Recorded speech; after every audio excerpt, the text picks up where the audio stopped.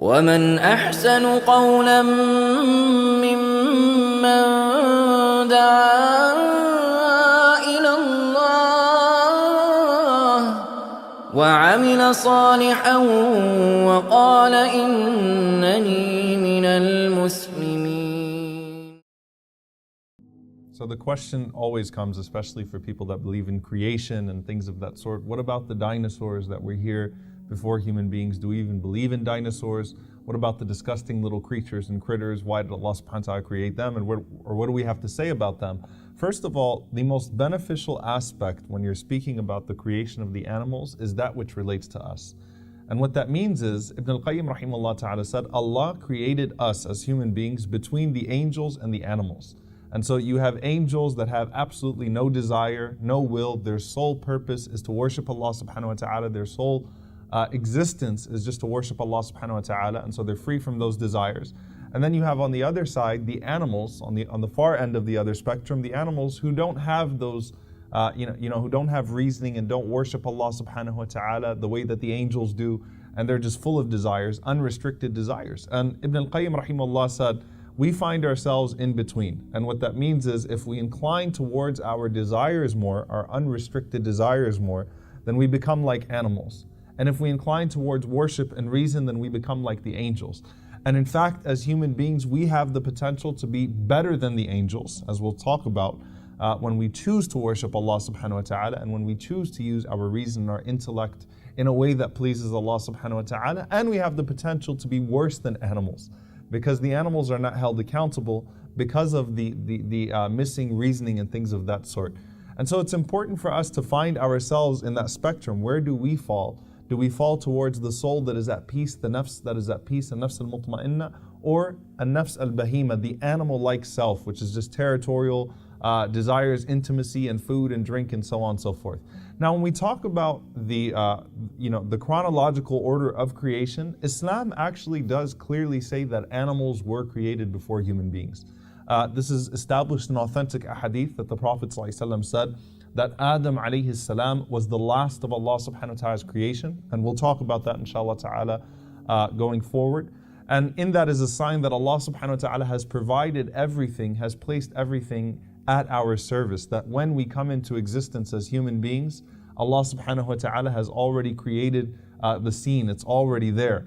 Allah Azza wa Jal also says in the Quran, in Surah Luqman, Allah subhanahu wa ta'ala says, خَلَقَ السَّمَاوَاتِ بِغَيْرِ عَمَدٍ تَرَوْنَهَا وَأَلْقَى فِي الْأَرْضِ رَوَاسِيَ أَن تَمِيدَ بِكُمْ وَبَثَّ فِيهَا مِن كُلِّ دَابَةٍ. Allah subhanahu wa ta'ala said that He created the skies, the heavens without pillars that you see. And He's cast into this earth firmly set mountains so that it keeps it stable. And He spread throughout this earth all types of creatures. Okay, so Allah subhanahu wa ta'ala actually makes that clear in the Quran as well. Dabba means beasts, means any type of creature that you can imagine. And so we know that before we got to this earth, there were, all kinds of dinosaurs, beasts, and that's one of the crimes of the jinn, is that they didn't treat them well, as we spoke about previously. And you had roaches as well, and some of those disgusting little critters that existed. Actually, even before the dinosaurs, scientifically they think that roaches existed millions of years before the dinosaurs. And so you ask yourself, why? All right, so if we establish that Allah subhanahu wa ta'ala put them there before us and that there's benefit to them, why do we have roaches? Why do we have rats? Why do we have all these disgusting little creatures? And subhanAllah, when it comes to roaches, I grew up with roaches. I had roaches all over the place growing up. I remember there were times that I wouldn't actually go to the kitchen because I knew that there were going to be roaches there after 10 o'clock. That was their time and they took over. So especially with roaches, I guess this was a theological crisis for me. Why are there roaches in the world? Now the simple answer to that is that Allah made all of these animals as a form of rizq for you, as a form of sustenance for you. And He made them a form of sustenance for each other. And He made the insects sustenance for them. Okay, so you find that when a bird is alive, and subhanAllah, things change, circumstances change. When a bird is alive, it feasts on ants, it eats ants. When the bird dies, the ants eat the bird, right? So these animals and these creatures are sustenance for one another, they're rizq for one another, and Allah subhanahu wa ta'ala has it in perfect balance. And there are things that are even beyond our understanding. So when it comes to the roaches, their most powerful role in the ecosystem, of course, is decomposing. And we don't really see that, but they pick up dirt. There would be a lot more dirt in the world without them. They eat rotten foods and they eat decaying material. And through their waste, it's put back into the soil and it's made beneficial and bacteria is cleared and so on and so forth. Meaning, subhanAllah, that even those things that to us are simple, are nuisances, there is a purpose. They play a greater role in this balance that Allah subhanahu wa ta'ala has created. Al-Mizan, the way that He's made everything just and balanced in His creation. There is a role for everything. Allah subhanahu wa ta'ala didn't create a single insect, a single animal without purpose. And subhanAllah, we find that the animals actually see things that we are incapable of seeing. And we spoke about this when we talked about the limitations of human beings and things of that sort. But you'll find, the color spectrum even, that there are some animals that subhanAllah, it's not even the distance of sight. When they look at something, our color spectrum is far more limited than them, meaning they're able to see light and they're able to see different colors that we wouldn't even know existed, even though they'd be looking at the same surface. And the reason why I bring that up is that the Prophet ﷺ mentioned that they are able to see things of al-ghayb, of the unseen, that as human beings we're not able to see. And the Prophet ﷺ gives us something beneficial in that regard. He says, ﷺ, that when you hear the crowing of the rooster, فَاسْأَلُ اللَّهَ مِنْ فَضْلِهِ فَإِنَّهَا رَأَتْ مَلَكَ. When you see the crowing of a rooster, ask Allah subhanahu wa ta'ala for His blessings, because that rooster has seen an angel.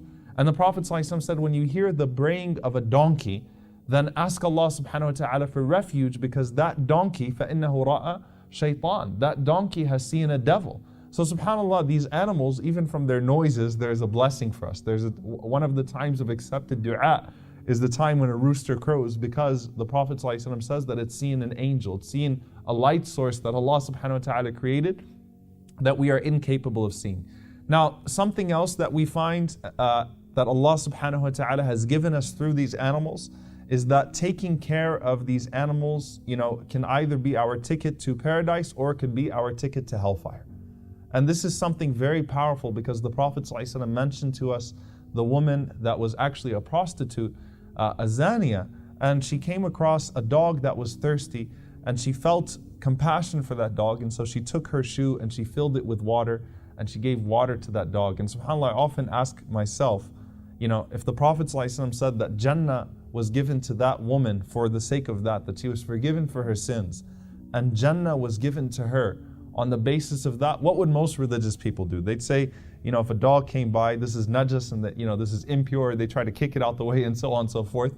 But Allah subhanahu wa ta'ala gave this woman Jannah for giving water to a dog. And Allah subhanahu wa ta'ala gave another woman hellfire because she imprisoned a cat, as the Prophet ﷺ said, not allowing the cat to fetch its own food or drink and not giving it any food or drink.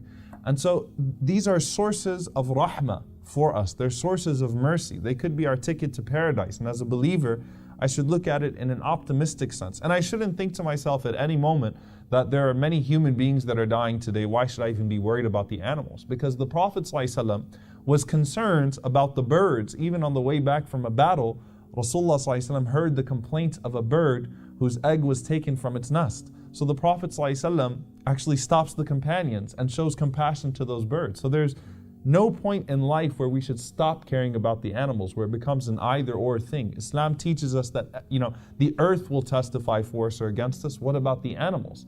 And of course, what that means is we should be even more kind and considerate towards human beings and things of that sort. Now, there are certain interesting facts that the Messenger ﷺ mentioned to us as well about taking care of certain animals and the effect that it has on our personalities.